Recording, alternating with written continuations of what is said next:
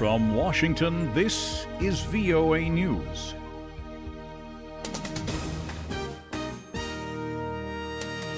An uncharacteristic silence from North Korea after Saturday's unanimous vote by the UN Security Council.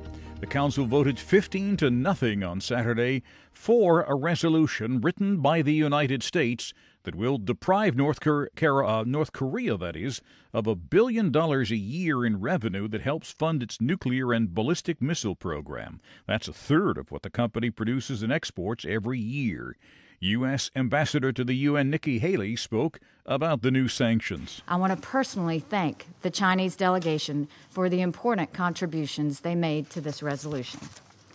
While the Security Council has done good work, the members of the Security Council and all UN member states must do more to increase the pressure on North Korea.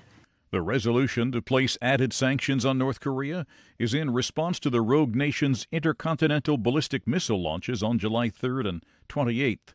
The tests show that North Korea may now have the capacity to reach the American mainland and much of Europe with its missiles. China's Foreign Minister Wang Yi held a meeting with his North Korean counterpart Ri Yong-ho Sunday at the Association of Southeast Asian Nations meeting in Manila. Wang said he urged Ri to adhere to the UN resolutions and stop provoking the international community's goodwill with missile launches and nuclear tests.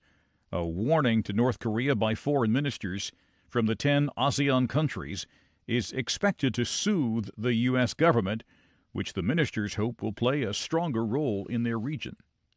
You're listening to news from the Voice of America in Washington. Authorities in Nigeria said 11 people were killed and 18 others critically wounded in an attack on a church in the southeastern part of the country. Initially, witnesses said the attack was carried out by at least 2 gunmen, but the local police commissioner said 1 gunman attacked St. Philip Catholic Church early Sunday. The Anambra State Governor Willie Obiano said the attacks stemmed from a feud between members of the local community who were living outside Nigeria. No group has claimed responsibility for the attack, but police said they do not believe Boko Haram militants were behind it.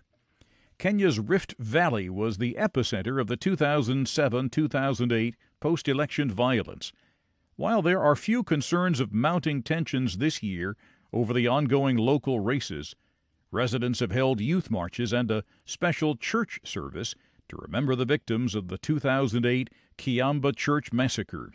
As Mohammed Yusuf reports from Eldoret, voters go to the polls on Tuesday to elect a new president. In 2007, a disputed presidential vote, communities turned against each other.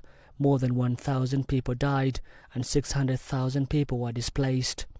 Since the post-election violence, many things have changed. The two warring communities have reconciled and now support one candidate for the presidency, the incumbent Uhuru Kenyatta and his deputy William Ruto. In this election, that unity will be tested as local races and politics take center stage. The International Crisis Group has warned of possible violence, saying the creation of new counties ruled by powerful elected local officials has increased the stakes of the political competition. ICG notes the task of reconciling the two communities is not yet complete, and unresolved historical grievances explain the tension that comes with election violence in Rift Valley region. Mohammed Yusuf for VOA News, Eldoret, Kenya. Venezuelan military leaders say they quickly put down an attack on a base in central Venezuela Sunday. President Nicolás Maduro called it an act of terrorism by rebellious former soldiers. The president said 2 of the attackers were killed. An army officer posted a video on social media in which he was surrounded by more than a dozen soldiers. He declared himself to be in legitimate rebellion against what he called Maduro's murderous tyranny. He said, "This is not a coup.